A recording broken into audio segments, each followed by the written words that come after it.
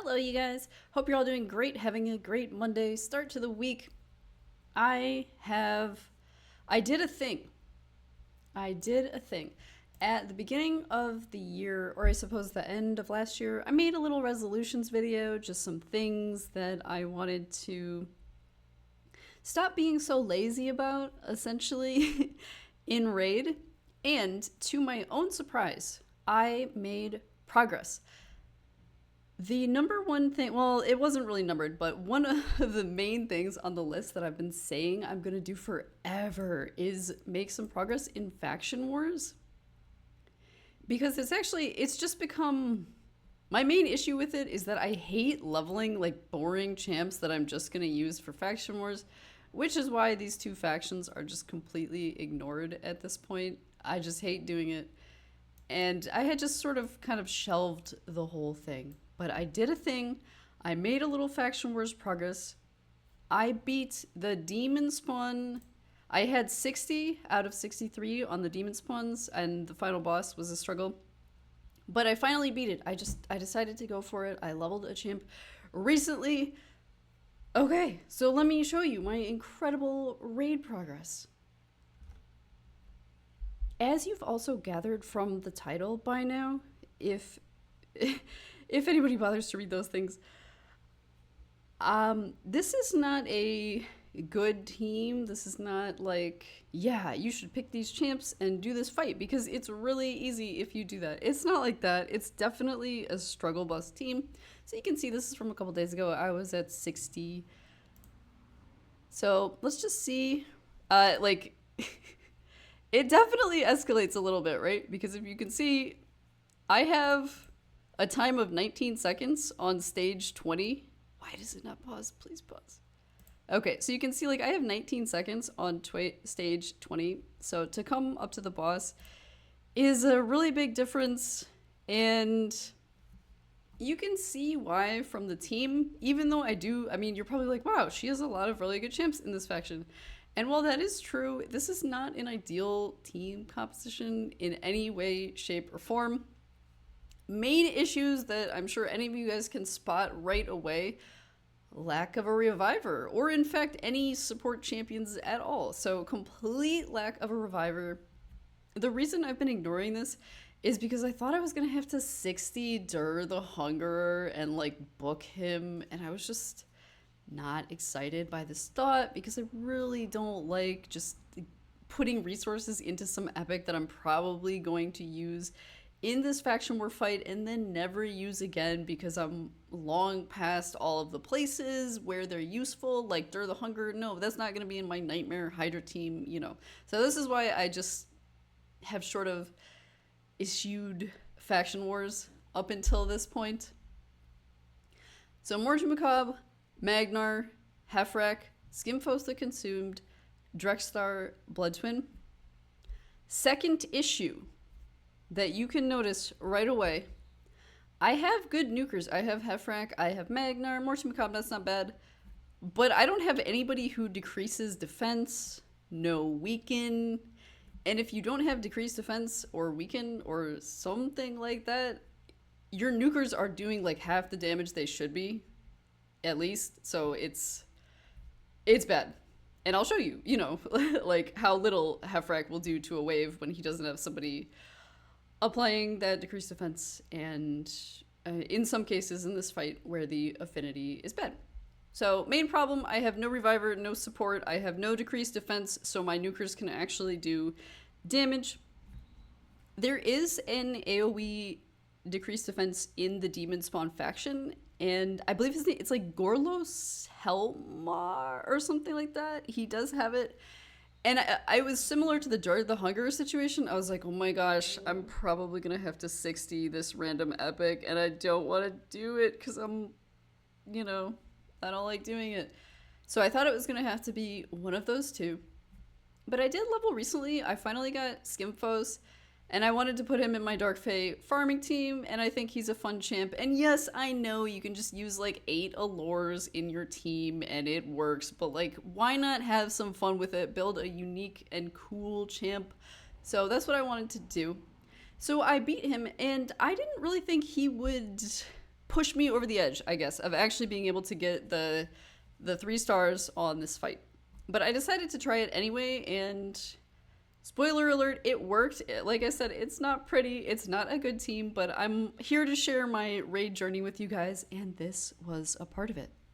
So here we go. This is the exciting 3-star, 5 champions, no losses, Demon Stars 21. Highly not recommended to use this team. Run.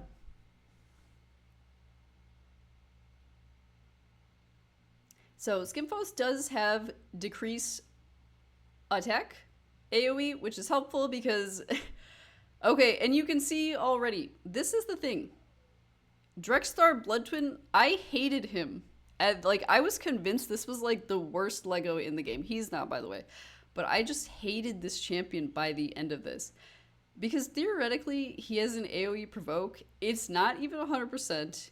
It's booked. It's still not 100%. It can weak hit.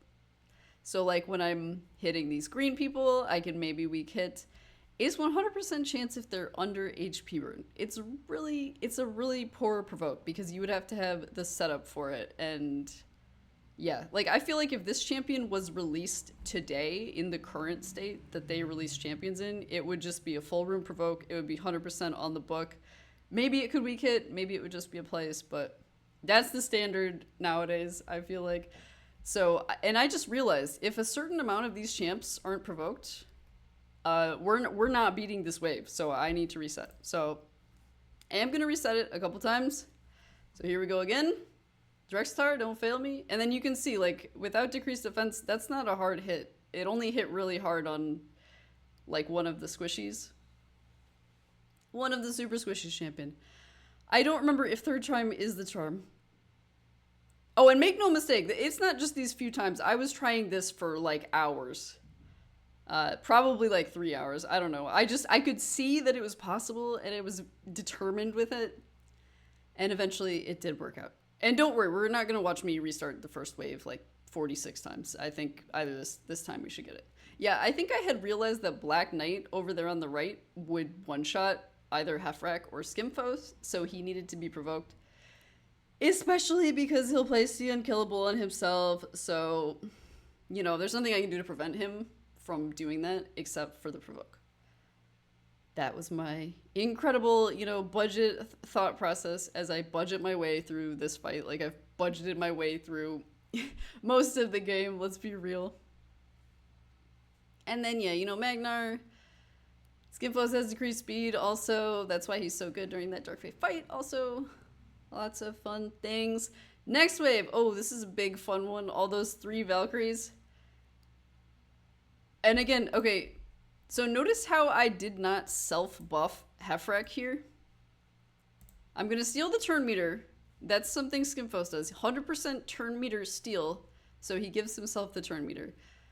So I can at least stop one of them from immediately using the, you know, the big nuke that gives them all big shields and counterattack and all that lovely stuff. I figured out pretty quickly that my champions can only take one of those hits. So the other Valkyries, we need to steal the turn meter, and then we need to at least provoke, or, you know, this needs to be dealt with because my team cannot survive 3 Valkyries hitting us for like 1 billion damage each. So again, you know, realized pretty quickly that there's a lot of luck involved with this. The other thing is I did not use the Hephraak self buff, the increased crit damage, the increased crit rate. I did not use that because of the Valkyrie passive, so, the jealousy. So yeah, because that would make their turn meter go crazy, and then my entire team is getting nuked, and then I'm not alive. So, you know, you can tell, like, I've been trying this for a few hours. I've fully realized the realm of possibility and the limitations of my team at this point. So let's see what happens. Mortu-Macaab, though, he can place block buffs, so that is nice, but it doesn't really matter because, again, my team cannot survive the hits themselves. So the block buffs isn't as impactful as you imagine, I guess. I mean, it is if your team could actually survive the hits, but like with me, we can't survive it anyway, so we just need to stop that from happening completely. Both of the Valkyries did get provoked. We can survive that. And we also have the decreased attack from Skimfos. Otherwise, that would probably kill us too. You can see I'm thinking, I'm like, do I nuke again? Do I just use the A1s? I opt for the A1s. We're stealing more turn meter. Everything is going great. Especially if you were to see any of my other runs. Not pretty. You can see again, I'm highly debating. I'm like, do I do the nuke? I just did it, you know. May as well go for it.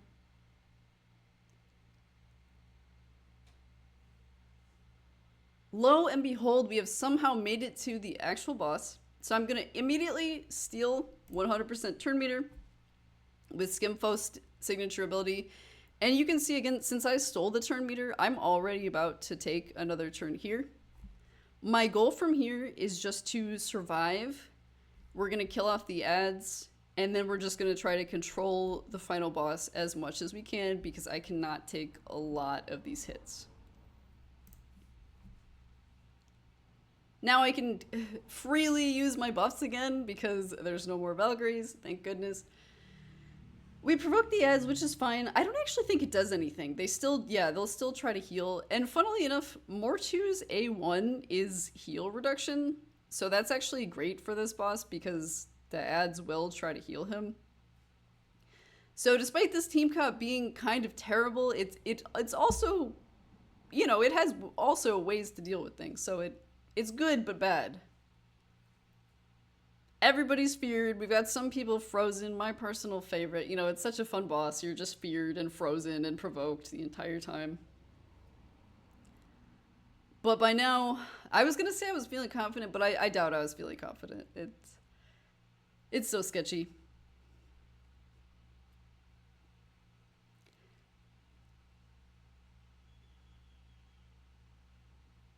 We're frozen. We're feared. It's just gonna be luck from here. So we can take a few of these. That's the nice part. And the nice thing is once Skimfos can put out his decrease attack again, this is gonna hurt a lot less. We'll be able to take even more of it. And his passive, what it just did there, it healed him a little bit at the beginning of the round because he had a debuff on him. He'll heal, like, I think it's 5% for each debuff. We're gonna full steal the turn meter. Get this decreased attack coming out again. Little bit of Drexthar, he's already HP burned. A little bit of Giant Slayer, Mastery coming out. War Master is the other one.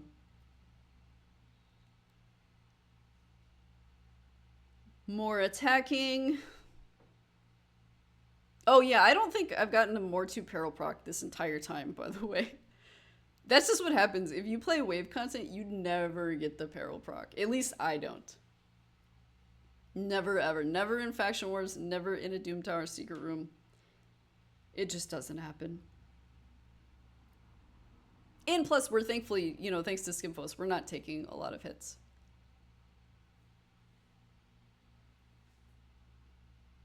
Slowly getting there. Skimfos is getting kind of dangerously low. His tiny little heal.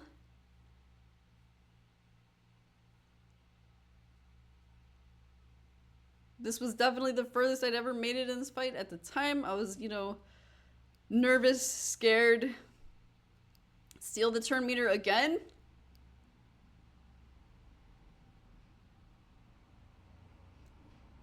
The demons are doing it. Hephraak can actually attack twice now because he's below 50% HP.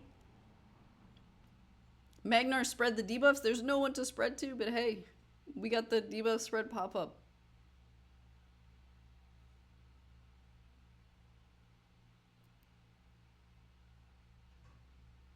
Okay, and thankfully he just killed himself with Brimstone because Skimfos was dropping really low there. So I don't know.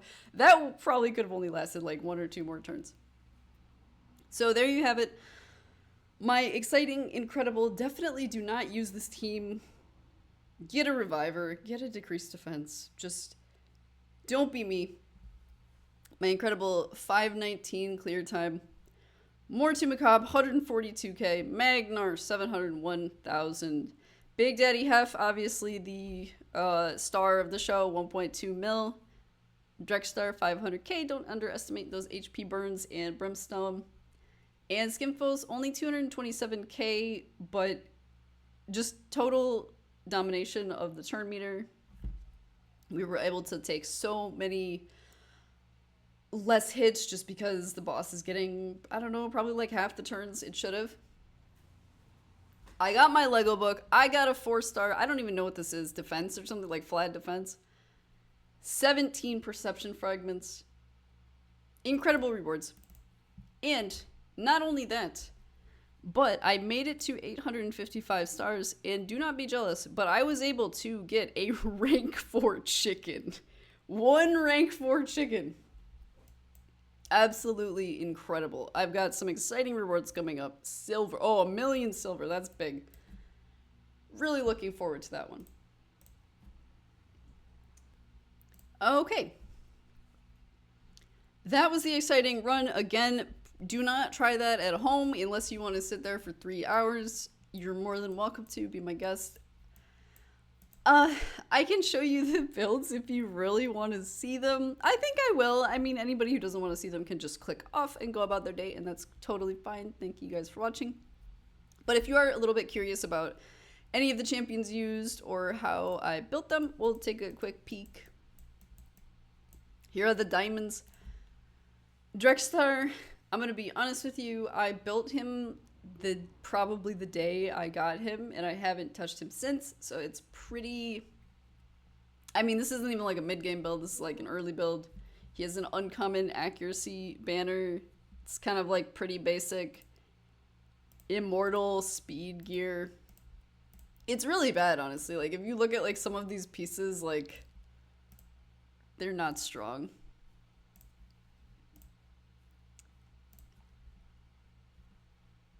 Very minimal accuracy. Again, uncommon accuracy banner. And then this is what I was talking about. This is so bad. It's 40% chance to provoke. 100% on an HP burn, meh. But like, yeah, 40% is terrible. It's only booking up to 60? Like, that is, oh my god. That is trash. And again, it's a hit, so it can weak hit. So that is garbage. I kind of regret the fact that I booked this champion at some point. I'm currently displeased with him. Not a fan. Hephraak, when I did the video, I swapped out attack ring for an HP ring just to tank him up a little bit. I left everything else as is. He has his self buff, so you can go 70% on the crit rate. If you're a Kraken or a whale, you probably have 100% crit rate on your Hephraak. I don't. I'm not, you know, I don't have that level of gear. And honestly, I haven't built him in a long time either. I could probably do a lot better. I've got like 6,400, 196 speed, 266 on the crit damage. Champion has absolutely no debuffs, no need for any accuracy. I have like speed boots. I could definitely amp up the attack and yeah, make up the speed elsewhere. I'm sure I could come up with a better build than this because I own attack champs who have more like similar attack to this and similar speed, and they don't have the nice little crit, you know, leeway there. So Hephraak, I'm not a fan of the stone skin build. I think that's like really cheesy. I don't think it works in real content. Like, I used him in wave content and you can't sit there being slow. So you're welcome to do that build for arena. But yeah, I find those Hephraaks really easy to kill, and you'll never get a turn in like Doom Tower or like that fight we were just in. So Mortu, I do the slow stone skin build on him. Mega slow, crit rate, crit damage, full stone skin. You guys know the build. I'm sure we've all been perilled once or twice in our life. Mr. Magnarr. Another champ I haven't looked at in a long time. He's also been gutted over time by better HP nukers that I own, like Taurus. Or, I mean, even just, you know, champs that I needed crit rate on in general. The pieces have just been stolen.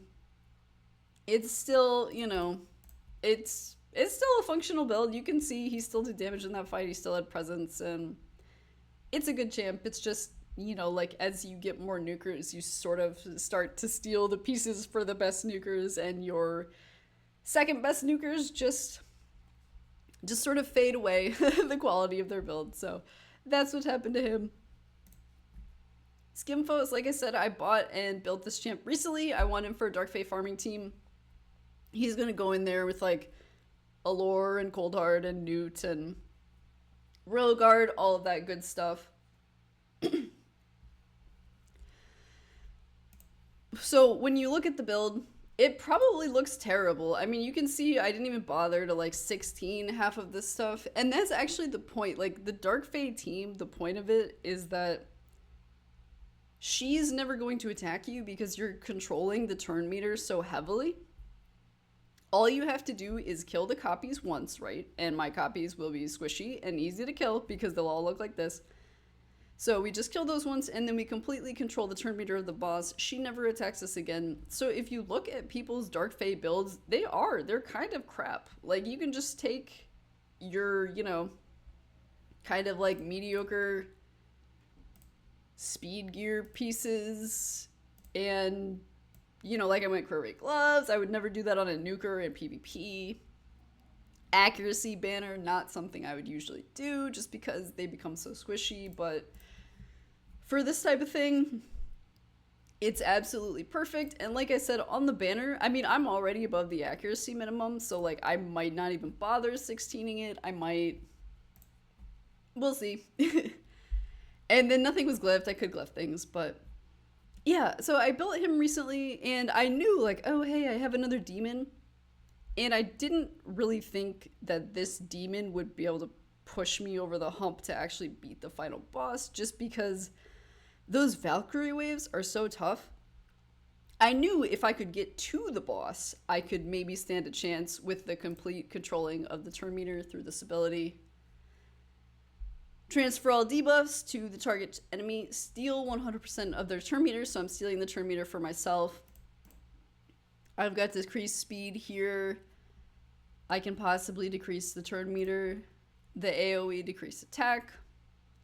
This is also a little debuff transfer that didn't really come into play during that fight, I don't think. Maybe it did actually, because you can transfer fear, sleep, provoke. Okay, so maybe that did come into play and I just kind of didn't notice it and I just thought I was getting frozen from the boss. But if you watched my opening video the other day, I opened a 2-star Skimfos. I went with I went with Cruelty.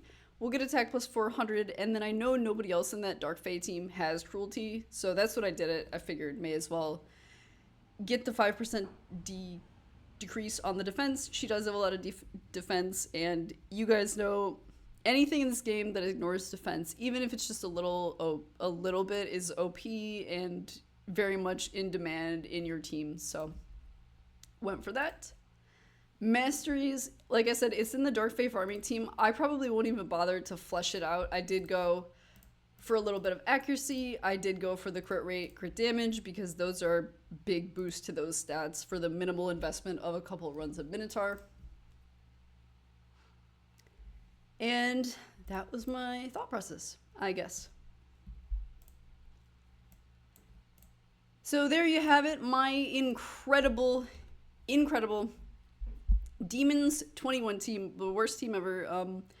Probably, I mean, it's not a bad team. Obviously, like I said, the champs are good, but as far as it being a cohesive faction war team, there are a lot of things lacking. But thank you guys for watching and allowing me to share my little bits of raid progress with you. Hope everybody's doing great. They keep bombarding us with progressive chance events. If you're doing those, I hope you're having some good luck and enjoy the rest of your weeks and take care of yourselves. Thanks, you guys.